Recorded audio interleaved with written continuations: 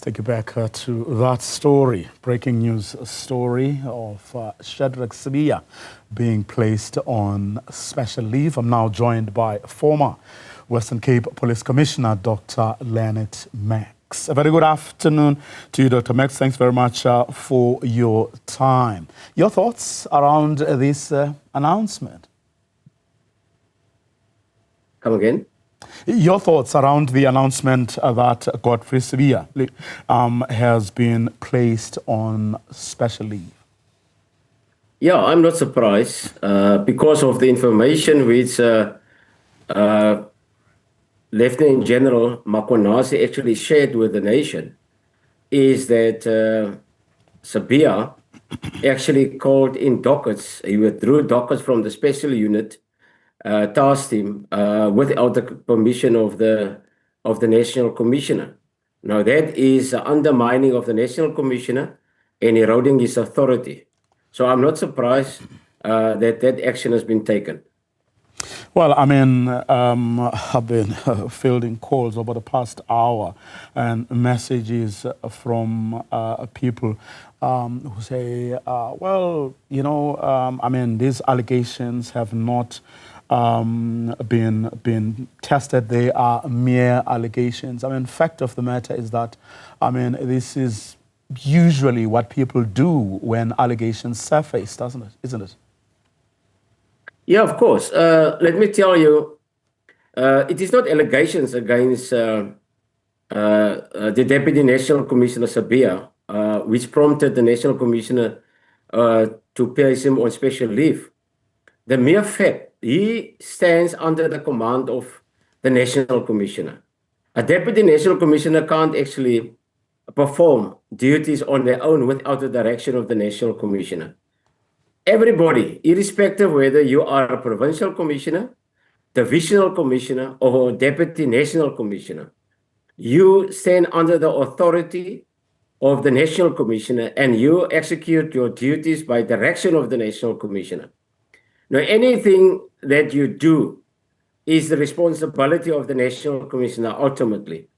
The National Commissioner cannot delegate responsibility, his responsibility, to a deputy. And the mere fact that he actually withdrew 121 dockets from the special political task team, killings task team, without the consent of the National Commissioner is on itself a transgression of the disciplinary rules.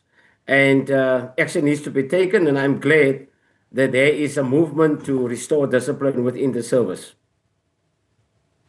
I mean, the National Police Commissioner did, of course, receive that memorandum from the protesters in KwaZulu-Natal. Just your thoughts around what the president announced on Sunday, and how you think things are going to pan out going forward. Yes, the president did announce a commission of inquiry. There's a lot of people actually unhappy with it because of legitimate reasons, because the commissions of inquiry in the past didn't deliver the expected results. You know, no one has been prosecuted, neither are they in jail. However, I understand the approach of the president in this regard. First of all, I must say that the president is the person who actually established the IMC, the Inter-Ministerial Committee, to oversee the functions of the political killings task team, which resorted under the supervision of the Provincial Commissioner, Lieutenant General Mkhwanazi, by direction of the National Commissioner.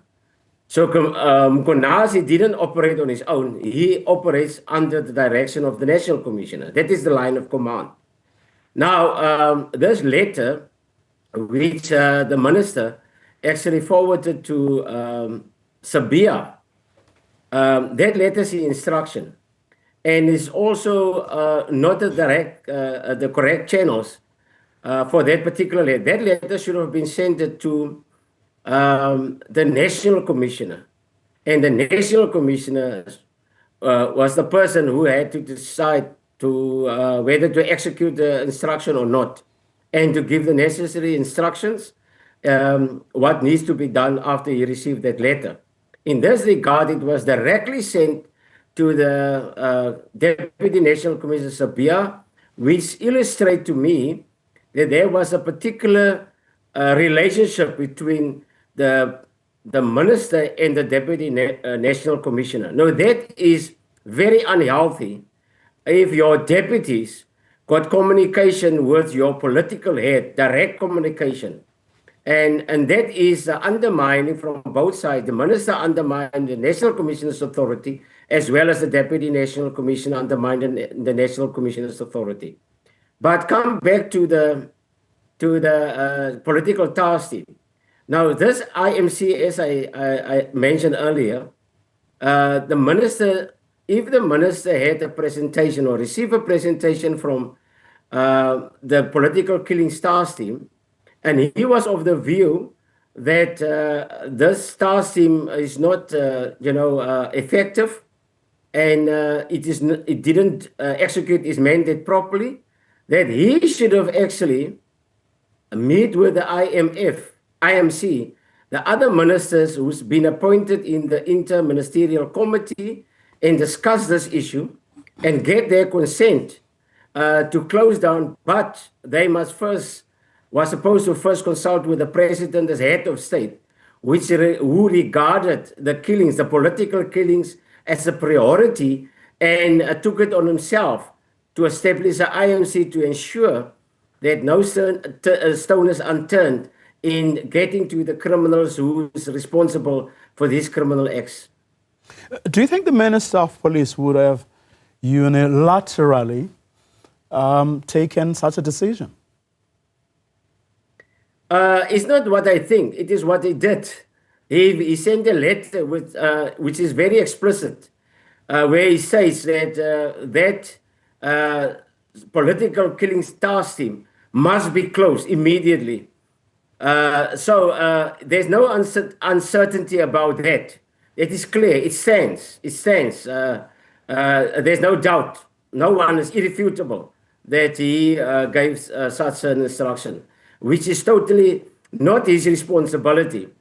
In terms of the Constitution, Section 206 of the Constitution, this Constitution actually empowers the minister to create policy, and Section 207(2) states very clearly that the National Commissioner should execute his or her duties in accordance with policy and direction of the member of cabinet.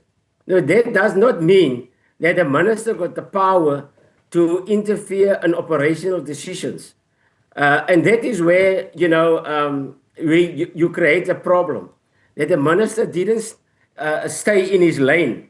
He was actually now interpreting those clauses as powers to execute and stop investigations, which is a priority for the president and for our country and for political stability in our country. I guess, the fact that the National Police Commissioner has denied actually closing the unit or even being given a letter, gives credence to what you say. Yes, of course. I saw and I watched his interview where he explicitly, with no uncertain terms, stated that he did not sign any letter which instructed the Provincial Commissioner of KwaZulu-Natal to close down the political clearance task team. He said it.